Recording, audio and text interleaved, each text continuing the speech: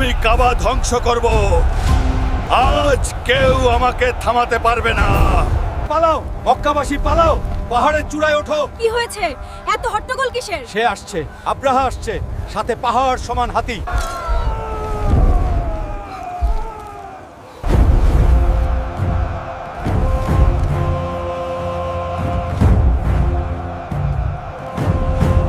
ঠিক এই আতঙ্কের কথাই বলছি। ছোটবেলায় আমপাড়া পড়ার সময় আমরা সবাই সূরা ফিল মুখস্থ করি, কিন্তু আমরা কি জানি এই ছোট্ট সূরাটির প্রতিটি শব্দের পেছনে লুকিয়ে আছে এক বিশাল ইতিহাস, এক রোমহর্ষক ঘটনা? কি ছিল সেই ঘটনা যা মক্কার ইতিহাস বদলে দিয়েছিল? কে ছিল এই আব্রাহা? আর কেনই বা আল্লাহ তাআলা বিশাল হাতিকে ধ্বংস করতে সামান্য পাখিকে পাঠালেন? কেন ফেরেশতা পাঠালেন না? আব্দুল মুত্তালিব, যিনি নবীজির সাল্লাল্লাহু আলাইহি ওয়াসাল্লামের দাদা, তিনি কেন আব্রাহার সামনে দাঁড়িয়ে শুধু নিজের উট ফেরত চেয়েছিলেন, কাবার নিরাপত্তা চাননি? আমি আমার উটগুলো ফেরত চাই। আজকের ভিডিওতে জানব সূরা ফিলের সেই অলৌকিক কাহিনী, যা কোরআনের এক জীবন্ত মিরাকেল। কাহিনী শুরু হয় মক্কা থেকে অনেক দূরে, ইয়েমেনে। সেখানে আব্রাহা আল আশরাম নামের এক প্রতাপশালী গভর্নর ছিল। সে দেখল আরবের মানুষ দলে দলে মক্কায় যায়, কাবার তাওয়াফ করে। তার খুব হিংসে হলো। সে ভাবল, আমি ইয়েমেনে এমন এক গির্জা বানাবো যার সৌন্দর্য দেখে মানুষ কাবা ভুলে যাবে। সে বানালো আল কুল্লাইস, সোনা দানা মণি মুক্তা দিয়ে মোড়ানো এক বিশাল ইমারত। আরবের মানুষের মন কি আর পাথরের দালানে গলে? তারা কাবাকেই ভালোবাসত। আব্রাহা খবরটা শুনে রাগে ফেটে পড়ল। এত বড় সাহস! তারা আমার কুল্লাইস অপমান করেছে। আমি কসম করছি, আমি ওই কাবা ঘরকে মাটির সাথে মিশিয়ে দেব। সে তার বিশাল বাহিনী সাজালো আর সেই বাহিনীর সামনে রাখলো এক বিশাল হাতি, যার নাম ছিল মাহমুদ। এটা কেমন জন্তু? এরকম জন্তু তো আমরা কোনোদিন দেখিনি। আব্রাহা মক্কার দিকে রওনা হলো। পথিমধ্যে যারাই বাধা দিল তাদের পিষে ফেলল।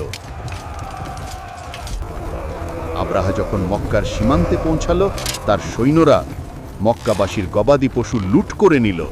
এর মধ্যে ছিল আব্দুল মুত্তালিবের 200টি উট। আব্দুল মুত্তালিব ছিলেন কুরাইশদের সর্দার এবং আমাদের নবীজির সাল্লাল্লাহু আলাইহি ওয়াসাল্লামের দাদা। তিনি সোজা আব্রাহার ক্যাম্পে গেলেন। আব্রাহা তাকে দেখে মুগ্ধ হলো। এত গম্ভীর, এত ব্যক্তিত্ব সম্পন্ন মানুষ। ইনি নিশ্চয়ই কাবার প্রাণ ভিক্ষা চাইতে এসেছেন। আমার 200 উট তোমার সৈন্যরা ধরে এসেছে, সেগুলো ফেরত দাও। আমি এসেছি তোমাদের ধর্ম আর তোমাদের পূর্বপুরুষের পবিত্র ঘর ভাঙতে, আর আপনি আছেন আপনার উট নিয়ে। আমার চোখে আপনার সম্মান কমে গেল। আমি হচ্ছি উটের মালিক, তাই উট খুঁজছি।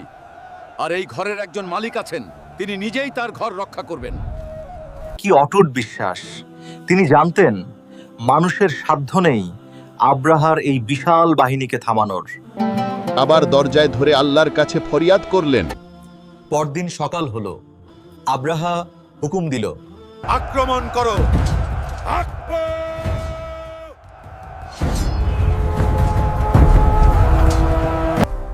কিন্তু এক অদ্ভুত ব্যাপার ঘটল। হাতি মাহমুদকে যখনই কাবার দিকে মুখ করানো হয়, সে বসে পড়ে। চাবুক মারা হলো, লাঠি দিয়ে খোঁচানো হলো, হাতি নড়ে না। অথচ যখনই তাকে ইয়েমেনের দিকে বা অন্য কোনো দিকে ঘোরানো হয়, সে দৌড়াতে শুরু করে।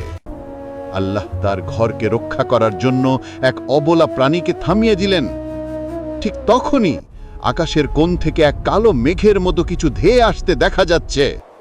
মক্কাবাসীরা পাহাড়ের আড়াল থেকে দেখল, ওগুলো মেঘ নয়, ওগুলো পাখি, ঝাঁকে ঝাঁকে পাখি, আবাবিল। বিসমিল্লাহির রহমানির রহিম। ألم تر كيف فعل ربك بأصحاب الفيل؟ অর্থাৎ, আপনি কি দেখেননি আপনার রব হাতিওয়ালাদের সাথে কি আচরণ করেছেন? লক্ষ্য করুন, আল্লাহ বলছেন আলাম তারা, মানে তুমি কি দেখনি? এই ঘটনার সময় নবীজির জন্ম হয়নি বা তিনি খুব শিশু ছিলেন, তবুও আল্লাহ দেখেছ শব্দ ব্যবহার করেছেন। কারণ ঘটনাটা এতই সত্য এবং নিশ্চিত ছিল যে মনে হয় যেন চোখের সামনেই ভাসছে। দ্বিতীয় আয়াত, ألم يجعل كيدهم في تضليل তিনি কি তাদের চক্রান্তকে নস্যাৎ করে দেননি? তাদের প্ল্যান ছিল কাবা ধ্বংস করা, কিন্তু আল্লাহ তাদের প্ল্যান ধ্বংস করে দিলেন। এরপর আল্লাহ পাঠালেন তার এয়ার ফোর্স, وأرسل عليهم طيرا أبابيل এবং তিনি তাদের ওপর ঝাঁকে ঝাঁকে পাখি প্রেরণ করলেন। এখানে আবাবিল কোনো পাখির নাম নয়, এর মানে হলো ঝাঁকে ঝাঁকে বা দলবদ্ধ ছোট ছোট পাখি, হয়তো চড়ুই বা আবাবিল জাতীয়।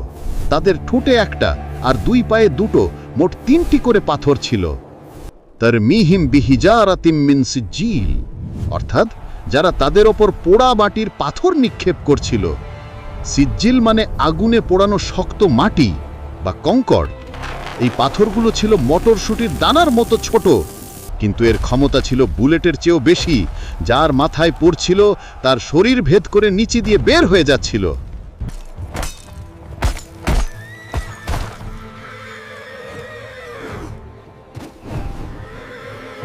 হাদিসে এসেছে প্রত্যেকটি পাথরের গায়ে যার মৃত্যু লেখা ছিল তার নাম খোদাই করা ছিল।